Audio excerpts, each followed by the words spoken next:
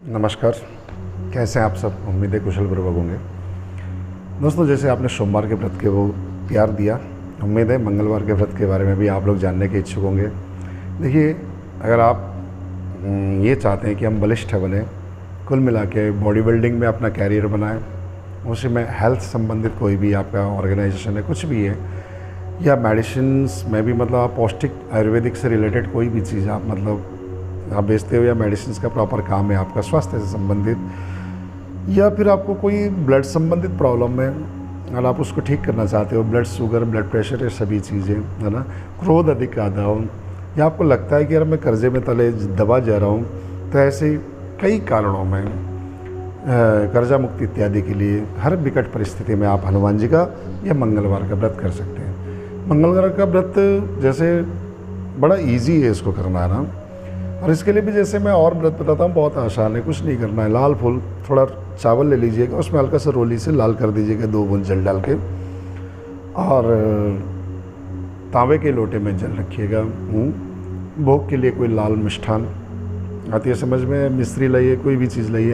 अगर लाल मिष्ठान मिल जाए तो बहुत ही अच्छा है। लाल में जैसे गुलदाना होता है, लाल होता है, लड्डू आप ला सकते हो, बूंदी आप ला सकते हो। इसके साथ इस व्रत को किया जाता है, ठीक। और निश्चिंत रहें, इस व्रत को करना बहुत ही ईजी है ना। मैं पिछले कुछ वीडियोज़ में मैं बताना भूल गया कि ज़्यादातर जैसे ये जितने भी व्रत बताए गए हैं, रविवार, सोमवार, मंगलवार, ये मीठे के व्रत हैं, यू नो, मीठे के व्रत। नमक नहीं खाए जाते इनमें किसी में भी, और नमक खा के व्रत करना भी ठीक नहीं है, और इसमें अन्न खाने वाले व्रत होते हैं ज़्यादातर। अभी मंगलवार का भी कुछ ऐसा एक टाइम पे, मतलब मीठे के साथ आप पराठे इत्यादि ले सकते हो। और उद्यापन में भी भैया हनुमान जी को चोला चढ़ता है इसमें, और कोई ख़ास बात नहीं होती। और उसके बाद 8 चीज़ मिनिमम लाल है ना, लाल कपड़ा है ना, लाल मसूर, इस टाइप की चीज़ें, गेहूँ, सोना, तांबा इत्यादि, कुल मिला के 8 चीज़ अंतिम में चोले के साथ दान किया जाता है। तो प्रारंभ में आपको कुछ नहीं चाहिए, जल का लोटा व्रत करने के लिए, घी का दीपक, एक धूपबत्ती आती है समझ में, और लाल फूल, चावल थोड़े से लाल, कितना चीज़ लेके आपको व्रत प्रारंभ कर सकते हो। प्रारंभ में क्या करना है कि जैसे जल का छींटा अपने ऊपर 3 बार जल पीना है, केशवाय नमः, नारायणाय नमः, माधवाय नमः, और उसके बाद हस्तौ प्रक्षाल्य ऋषिकेशाय नमः बोल के हाथ धोना है।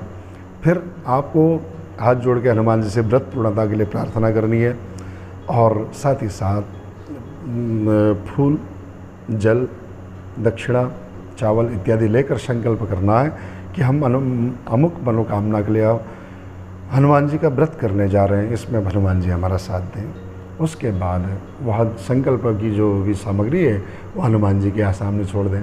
उसके बाद केवल फूल और दक्षिणा लें। फूल और दक्षिणा के बाद लेने के बाद आप हनुमान चालीसा पढ़ सकते हैं, सुंदर कांड पढ़ें, है ना, पंचमुखी हनुमान कवच पढ़ें।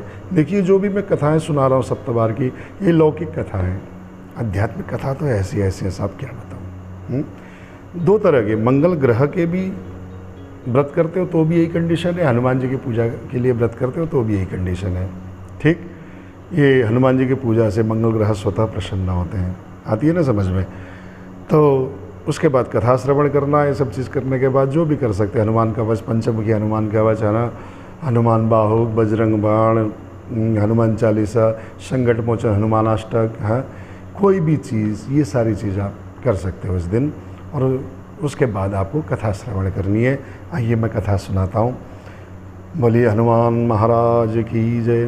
तो एक समय की बात है, एक ब्राह्मण दंपत्ति प्रेम भाव के साथ रहते थे, कोई संतान नहीं उनके साथ। ब्राह्मण हर मंगलवार को वन में जाकर हनुमान जी का पूजा करते हैं कि प्रभु आप तो कृपा करो।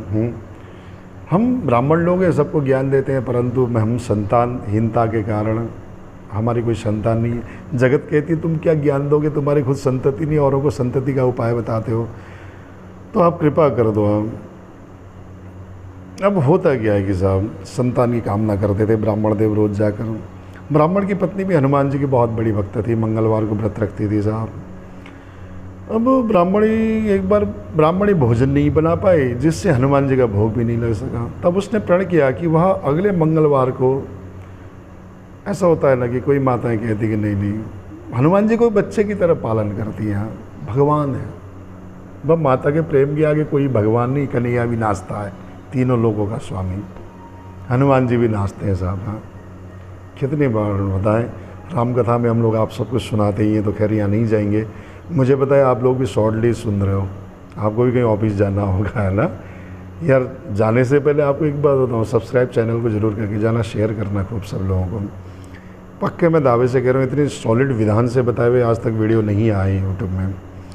तो ब्राह्मणी ने अब उसने क्या प्रण किया कि इस मंगलवार को तो मैं किसी कारण बस भोजन नहीं बना पाई, हनुमान जी को भोग नहीं लगा पाई, पर मैं भी प्रण करती हूँ कि जब तक अगले मंगलवार को मैं हनुमान जी को भोग नहीं लगाऊंगी तब तक मैं भी भोजन नहीं करूँगी।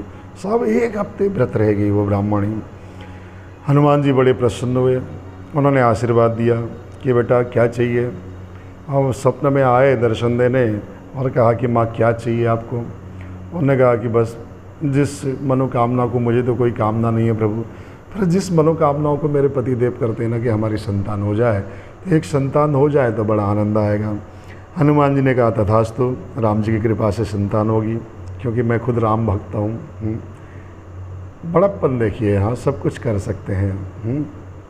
बाल समय रवि बख्श लियो तब तीनों लोग भयवान दिया, और सूर्य को निगल सकते हैं, सब कुछ कर सकते हैं। फिर भी कह दिया मैं तो राम का सेवक हूँ, राम जी से निवेदन कर दूंगा आपकी संतान जरूर होगी।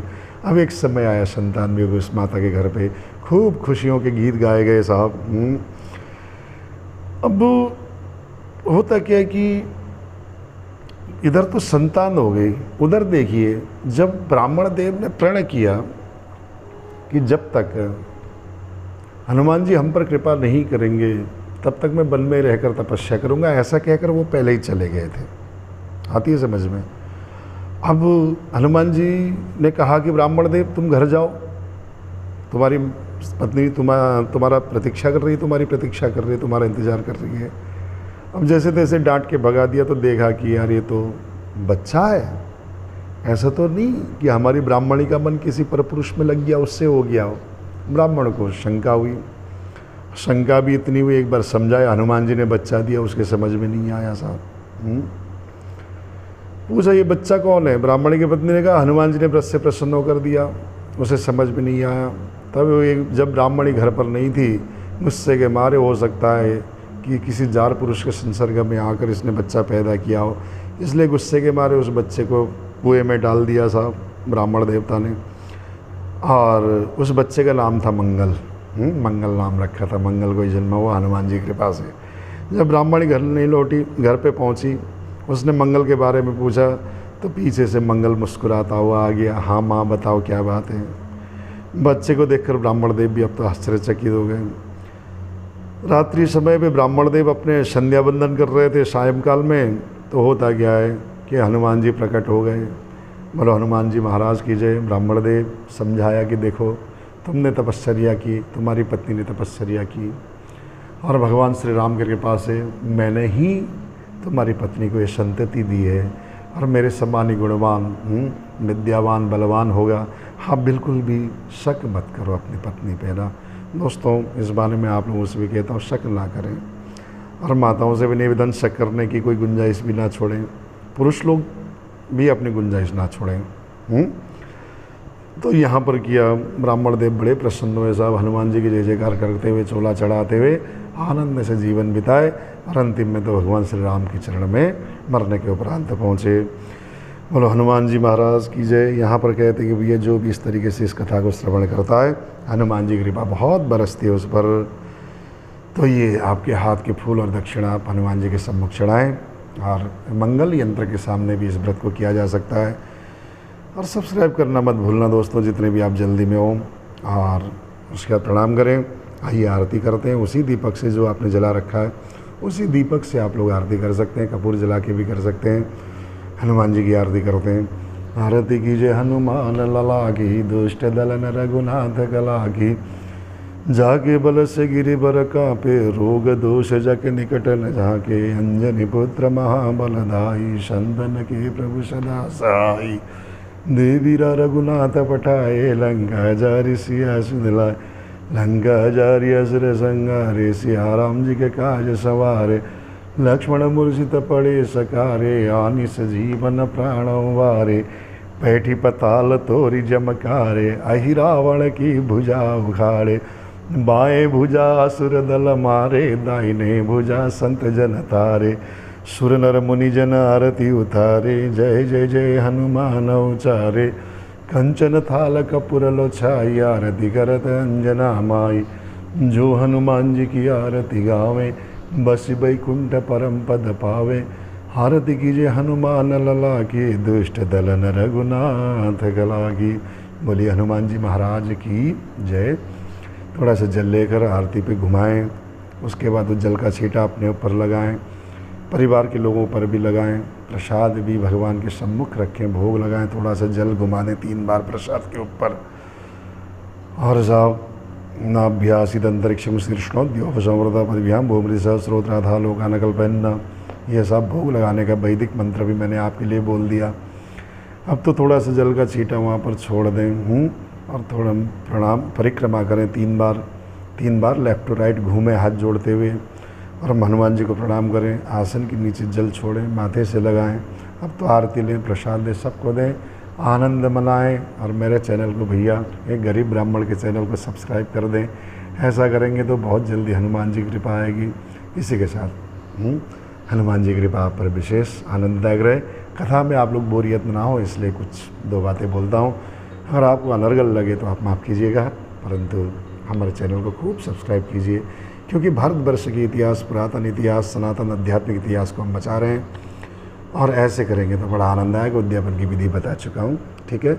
मिनिमम 8 मंगल, मैक्सिमम 21 मंगल तक आप व्रत करके चोला चढ़ाकर पूर्व की बताई हुई चीज़ों को पंडित जी से संकल्प कराकर आप उद्यापन कर सकते हैं। जय श्री राम।